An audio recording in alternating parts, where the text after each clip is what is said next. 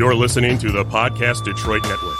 Visit www.podcastdetroit.com for more information. Welcome to Smart Sex, Smart Love, where talking about sex goes beyond the taboos and talking about love goes beyond the honeymoon. I'm Dr. Joe Kort. Thanks for tuning in. Hello and welcome back to Smart Sex, Smart Love. Today I'm pleased to welcome Finn Deerhart, who will talk about the meaning and purpose in sex. Finn is a practitioner with Queer Couples Center in San Francisco. He has 14 years combined experience in social anthropology, wellness coaching, spiritual counseling, sex and intimacy coaching, and personal development. He is also an on-site coach and writer of educational erotic content for Himeros TV, an online service providing explicit content for queer men looking to find meaning in eroticism, strengthen erotic skills, and create a sense of loving, erotic community with other men. He's also a student of Modern Sex Therapy Institute, where he's working on his certification as a sex educator or sex therapist? Counselor. Sex counselor. Great. The mid-range. All right. Good. I'm so glad you're part of that. Well, let's learn from you today, Finn. Welcome. Thank you. It's a beautiful intro. Thank you. Yeah, well, it's yours. It's your background, and I'm so glad to have met you, because I don't think I met you through Modern Sex Therapy Institute. It was before that, wasn't it? I think so. Yeah, I've appreciated your work from afar. You know where it was? I didn't meet you at the Masculinity Paradox conference in 2018, but I talked to Esther I was lamenting about the lack of gay men in my life around these themes and topics. And she was like, that guy over there, you need to go meet him. That's Joe Kort. But you were like surrounded by people. So I just, all right. We reached out over online. Thank you. Well, I'm glad we did reach out, and our work does overlap, and I've learned so much. And I, with your permission, have taken stuff from your work and credited you because it's so good. So I'm so glad to have listeners have an opportunity to meet you and hear you. Thank you. Yeah. So let's just start. How does someone begin to uncover his, her, their erotic identity? Well, I'm glad I have my coffee. I think, let me think here. How do I start that? I would say often myself, like how I came into that question was like noticing the behaviors that I had sexually weren't necessarily lining up with what I felt on the inside. And then in working with men, it's a similar thing. It's like, well, you might do this, and this because that feels comfortable or that feels like what you like to do. But the doing itself isn't, that's not the goal necessarily, like to have or to acquire or to perform. And noticing that there might be an internal life that isn't showing up in your sexual practices. And so starting to uncover that, well, what is that about? And like looking into fantasy and looking into emotions and things that, not things, but spaces for men that are kind of challenging often. And what's the challenge for them? What makes it challenging? I feel like knowing what they're feeling, I feel like men, and I'm generalizing clearly, but there's like this bad rap that guys get around like, oh, they don't know their feelings, right? I'm like, well, they don't. And that yeah, like what about that? Let's be compassionate about that. And helping men feel like, what is it that I'm wanting right now? And not necessarily wanting as like an activity to do sexually, but like, how do I, do something with my body sexually that really illustrates how I'm feeling on the inside? And that's an internal process, So I think that helps uncover the erotic identity, because erotic identity is so much bigger than what we do and with the sexual repertoire that we have, And a lot of men find that maybe if they've been identifying as a top, for instance, that there are actually maybe a whole host of feelings that they have that they aren't necessarily exploring in their sexual practice that would take them from the top role and move them in towards bottoming, or vice versa. Like all these different dynamics that we feel that are complex internally as individuals, and letting sex be a vehicle by which we communicate that is a different approach than like, I think I want to get this friction today and get off, Right. So your work is more like instead of dealing with somebody's issues that are not sexual and then entering into the sexual realm, you go right into the sexual realm. Totally. Yeah. It's like the window in, I feel like, for me. And that, I feel like around sexuality, there's so much of a compartmentalization, not only behaviorally, but also around how we describe it and talk about it, where it lives in our conversations and where it lives in our culture and just different communities, how people modulate where sex lives. And it's typically over here on the side, or there's like an identification with it that's really, really like, this is who I am, this is front and center, this is part of my community, this is how we connect, this is, we're friends, we have sex first and that's how we become friends. But that like really exploring, I guess, the inner nuances of it isn't so much available to people widely. And so I say, like, what if we take sex and look at like what we're doing and use that as a window to the whole person, like internally, like what's going on for somebody, like how are they utilizing sex to, reach personal growth aspirations or to deal with wounds or all of that, It's a window, I think. Well, what do you would say? I'm thinking about gay men listening to you and saying, wait a minute, I know what I like. I'm a top, I'm a bottom, I'm versatile. I know how to fuck. I know the guys I'm attracted to. What the hell is this guy talking about? You're talking about more than that. Yeah. And I get that a lot too. Right? I know. Yeah. And I also get guys that go, I know, tell me more, so it's kind of it's a spectrum, but that this idea of preference, I would say, there's this quote by Elaine de Botton that I love so much about, and I'm paraphrasing it, but like the larger part of what we know of ourselves as identity and personality are defenses against vulnerabilities that we felt in pain. And it's kind of a reaction type formation.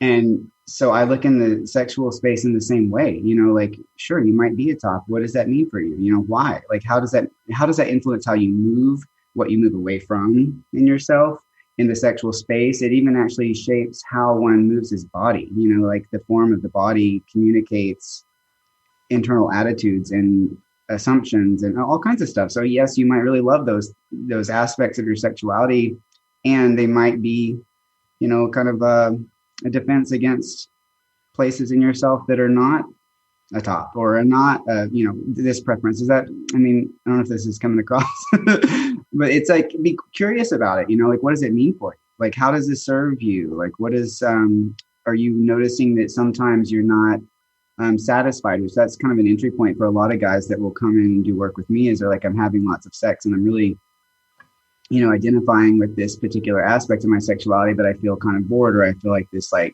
numbness or a split inside. And then, that's the entry point. So I think bringing in a whole spectrum of your awareness. But if someone isn't curious about that and they have that kind of like, whatever, I know what I like, then I say, okay, enjoy it. That's fun. You're basically saying that sex can be a lens into personal growth. Absolutely. Yeah, absolutely. So rather than just taking it as face value, and that's what I want people to hear, you also talk about sexual pleasure. We don't talk about pleasure enough. It's becoming like a buzzword actually in sex therapy because it's been a forgotten word. And in fact, the World Health Organization, in describing sexual health, used to have the word pleasure. But when the Trump administration took over, they removed pleasure. So the pleasure is a controversial topic. Can you speak to that? It is controversial. And it's also, like, I think when we're little kids, again, this is a broad stroke, but like for myself and then for a lot of the guys that I work with, pleasure we organize around pleasure as we're like wanting to go towards something that feels good. But then when we're like also, feeling like in danger because of what we're wanting as kids, and especially, in a compressed kind of environment where being gay might really, be in trouble or hurt or some sort of, ramification about it, pleasure gets really complicated. And so then our pursuit for pleasure ends up being also complicated as adults, like feeling like worthy and allowing. And even in the physical space, in a relationship, even it's like, can I receive pleasure? That's been challenging for me. Kind of speaking to these defenses, it's like, oh, I can only receive oral sex if I'm, being this guy, kind of like inflating, persona, inflating something about myself, or like earning it somehow, or like doing something to receive it. And these kind of themes, so I think when I say organizing around pleasure, like we're bringing in a whole host of stuff into just the pursuit for something that feels good. And a lot of people think, oh, this feels good on my body or on my dick, but there's like, it's an entry point into like, well, how do you acquire that? Why is this, problematic in the life? Again, it's like a lens in. And people feel complicated about it, right? They like do. masturbation. It's like this idea like pleasure, right? Like I use the word self-pleasure on purpose to just, move these associations about masturbating aside, like what that means, or like, kind of wasting your time or checking out, or, but to like really move it forward and position it as it's something that really is of value in life. What would you say, we're talking about pleasure, we're talking about desire. What are the elements of desire that you talk about? Yeah. So elements of desire, that's a framework I've been working on for a while, that it's just, I've kind of organized a lot. I mean, clearly we have sex for so many different reasons, besides just the idea of pleasure or wanting pleasure. But I started to think about, like, just in working with men, how can I position these notions that, like, when we're going for sex, we might actually be going for a kind of like, agency. Like I have mastery over my life. And that's how one really shows himself that, by like going and being chosen, or sensuality, like meeting a lot of the needs for like the softer side of maleness. Guys will go towards sex to try to satisfy the needs for vulnerability, or to the need to let go of persona. And so I organized it into 4 different categories just to talk about it with people and have them start thinking about, like, well, when I go for sex, what is it that I'm really looking for? Is it the physical experience, or am I actually looking for, like, being attuned to? And if I'm wanting to be attuned to, and if I'm wanting attunement and I select a sexual environment or a sexual, experience where I'm not gotten, well, I feel kind of like confused about that, it just trying to bring some awareness around that, so it's like, if I'm wanting, sex for kind of power in myself, well, then I'm going to go towards an experience that helps deliver that, so, I mean, I think that for my own journey, I've been in sexual situations so much in my life where I'm like, well, part of me feels like I'm really enjoying this. But other parts of me are feeling bored or checked out or ambivalent or not really wanting, or maybe even wanting to be out of here. And, kind of like, what is that? and getting guys to talk about that piece is where the elements comes in. And then, like, okay, maybe I'm really looking for a specific emotional satisfaction here, or some kind of aspect of myself. And I'm using sex to try to acquire that. And then we can actually say, okay, well, let's use sex to create that experience and, be more nuanced in how we approach sex. I like what you're saying, because I've always said, and this is anecdotal, I've not done research on it, but I've been a gay man a long time, and I've been working with gay men a long time. And I just see sometimes the hookup culture seems like higher levels of masturbation. I want to get fucked. I want you to fuck, I'm going to fuck you. And guys will say to me, sometimes I'm fucking some guy and he's on his phone looking for his next Grindr hookup while I'm fucking, it's like they're not connected, which is fine. I don't judge that if that's the kind of sex you want. But it seems like, my thought is it's kind of the norm among gay men. Do you think that? I do think that. And I think it speaks to, again, this idea of compartmentalization. Like, it reflects to me one thing that I'm actually sensitive about and really trying to help, people have, what's the word, like criticisms of the apps, and I'm saying, well, it's not the apps that are like causing the issue. It's like the lack of awareness that we're bringing into sex in general. And then here we have this like handy little device like apps and phones that helps us further what we're already experiencing before they even, came around. So yes, guys are having these chats in there, it's like more narrow than what's possible through sex. And so I kind of look at it like it's a way for men to establish a kind of safety and like know that they're going to get what they need, like they don't know like that they could just like kind of show up and be open and expressive and find a way with somebody. They need to know, what are you going to do? How are you going to do it? This is my preference. You just establish these parameters to feel like, okay, I'm going to get what I want. Yes. And the idea that they could just, meet someone and see where it goes. It's kind of a foreign concept to a lot of men. Right. It's because the hookup culture, especially in the gay male culture, is just so easy. It's transactional. It can happen fast, and it's all good. But you're saying, hey, let's take a deeper look. If you're interested, there's something more here for you that you can have access to. Absolutely. Yeah, absolutely. And I feel like it's important too to highlight the fact that, like, I think this is my opinion that I'm interjecting, but the gay men are doing kind of this like cultural work inadvertently, even like trying to establish a kind of permission, so like the gay culture as a whole and like the app culture to me seems like it organizes a lot around like establishing permission. Like I'm allowed to do this. I'm allowed to do it when I want, how I want, with whom, and just, like this kind of like, I call it the gay sexual rebel, it's like, you can't tell me what to do. I'll have sex with everybody, like, which is fine, but there's something I think in like integrating that in, because, it's almost like maybe we react against like being told no. And Right. It's like our sexual pursuit, still trying to establish I'm allowed to do this. I'm allowed to feel something, and then the next step beyond that, like, okay, I have permission now. Now what? Now what do I do with that? You used a word earlier. I want people to understand when attunement, right? We use it as therapists. It means being, you tell us what it means. Well, it means like being, I use it as like being gotten. There's actually, Dan Siegel has a really beautiful definition of it. And I can't remember off the top of my head, but like really being like understood and gotten and like, seen exactly. And like for, what we're wanting to be seen for. And it's like, I'm gotten. Yes. Yeah. So I feel seen. I'm seeing you. You feel seen by me. And that kind of dovetails into the Tantra work. Could you tell people what Tantra is and how is it applied for gay men? Yeah.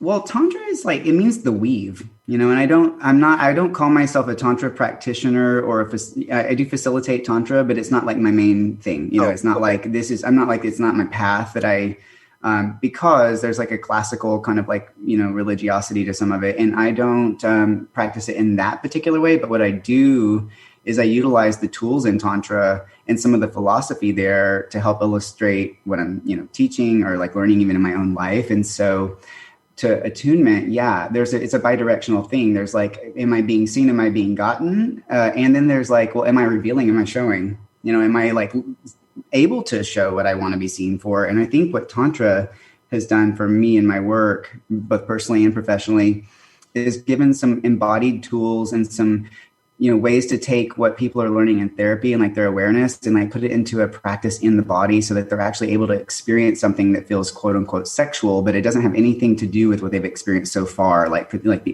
you mentioned, the apps, so being in a workshop space or even with a partner or like an intentional kind of, like a fuck buddy that's like where we're just going to work on some stuff together, where there's intentionality there.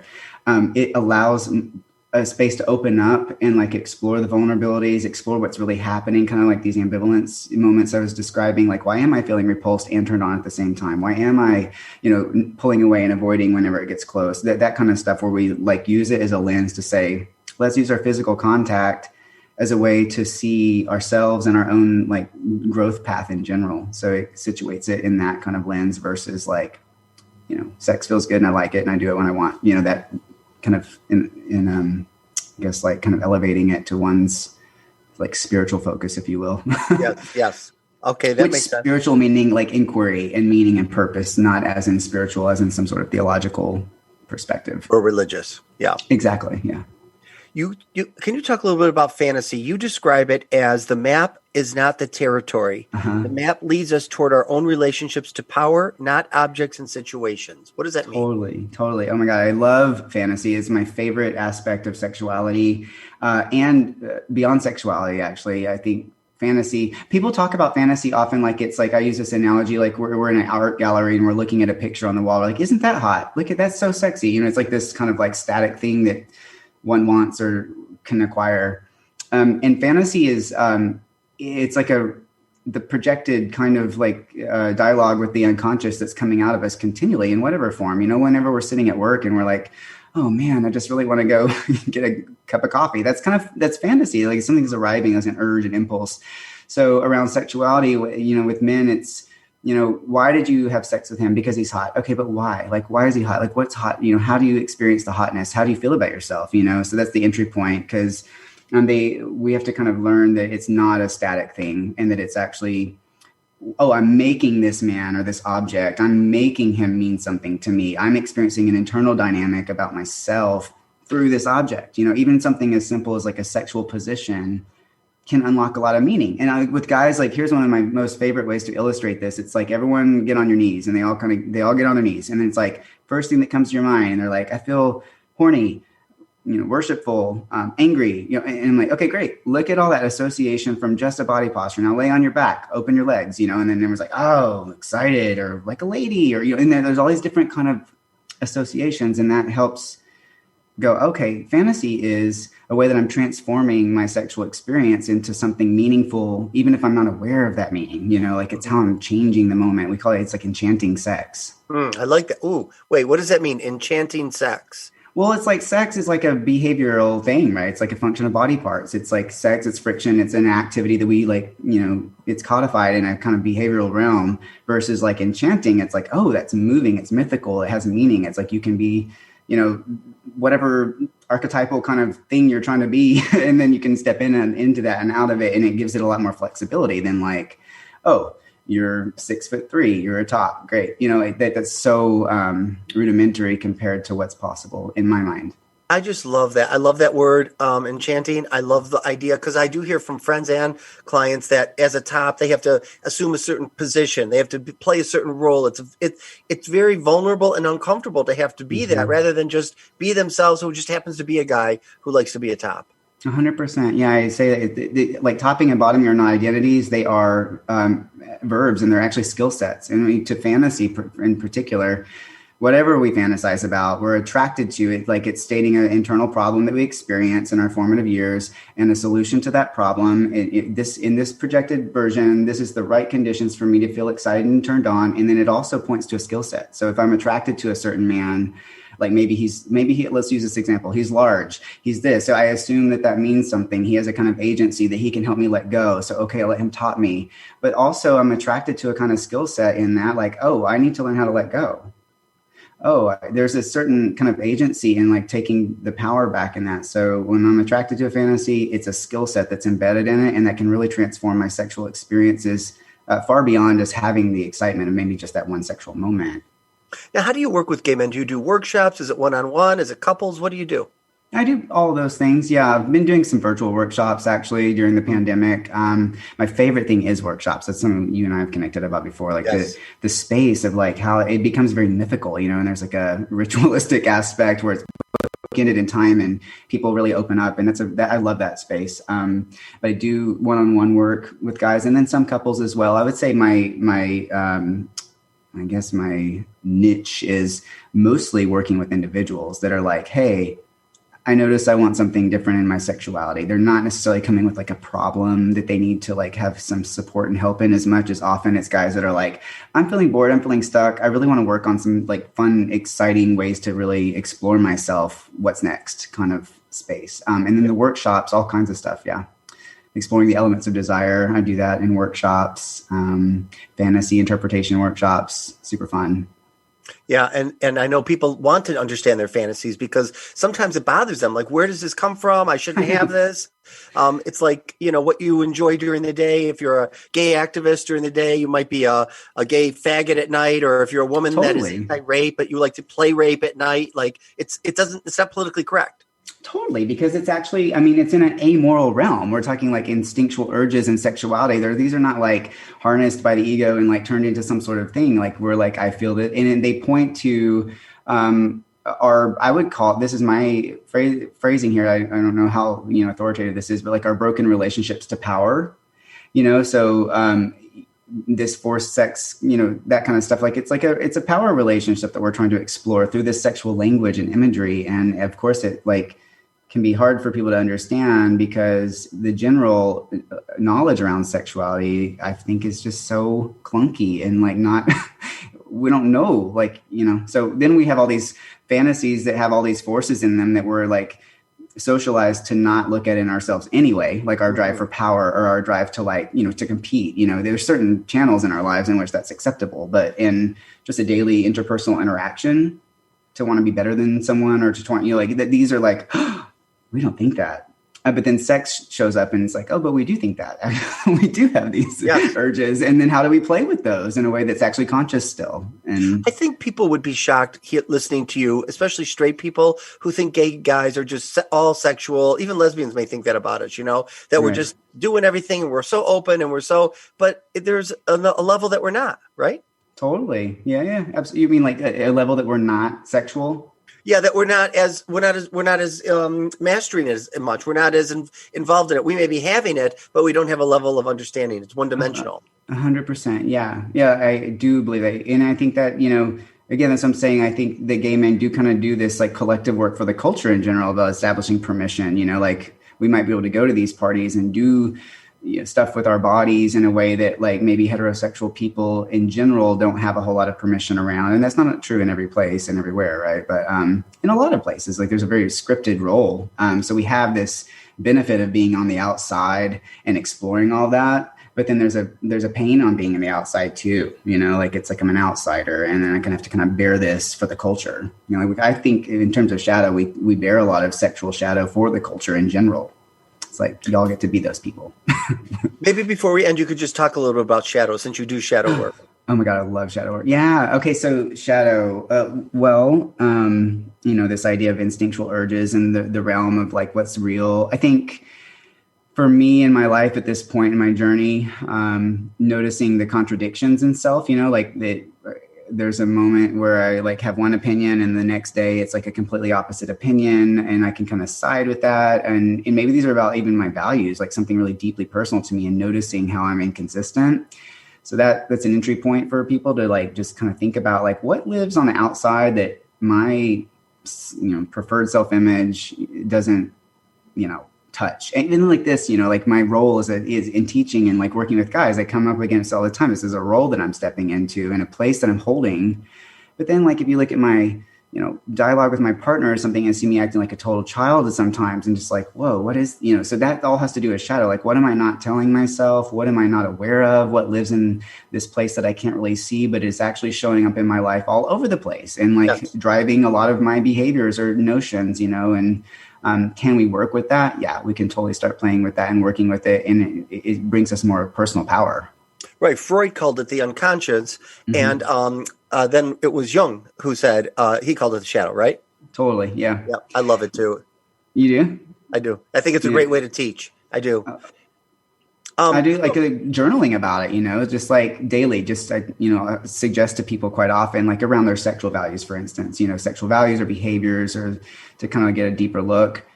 Have a journal that you hide and you don't let people see, and you write down every single honest thought that you have and just go back and track it and look at like your inconsistencies and look at the like, oh, am I lying? Kind of, or, like all these different aspects of how we're living our lives, but it doesn't really live in the like, the Finn who's showing up in the mirror and like trying to be a coach. Like I'm trying to make space for that, Yes. Thank you, Finn. This was really, really good. How can people find you?